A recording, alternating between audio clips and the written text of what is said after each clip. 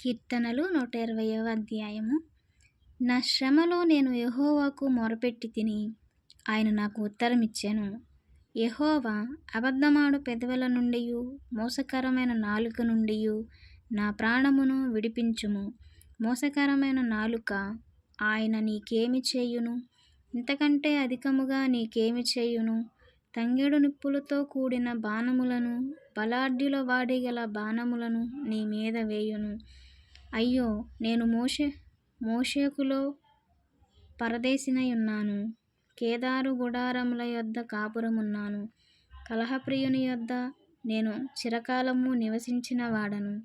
నేను కోరునది సమాధానమే, అయినను మాట నా నోట వచ్చిన తోడనే వారు యుద్ధమునకు సిద్ధమగుదురు. కీర్తనలు 121వ అధ్యాయము. కొండల తట్టు నా కనులెత్తుచున్నాను. నాకు సహాయము ఎక్కడ నుండి వచ్చును? యెహోవా వలనే నాకు సహాయము కలుగును. ఆయన భూమి ఆకాశములను సృజించినవాడు. ఆయన నీ పాదములను త్రొట్టనియ్యడు. నిన్ను కాపాడువాడు కునుకుడు, ఇశ్రాయేలును కాపాడువాడు కునుకుడు, నిద్రపోడు. యెహోవాయే నిన్ను కాపాడువాడు. నీ కుడి పక్కన యెహోవా నీకు నీడగా నుండును. పగలు ఎండదెబ్బైనను నీకు తగులదు, రాత్రి వెన్నెల దెబ్బైనను నీకు తగులదు.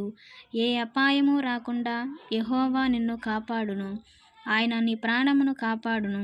ఇది మొదలుకొని నిరంతరము నీ రాకపోకల యందు యెహోవా నిన్ను కాపాడును.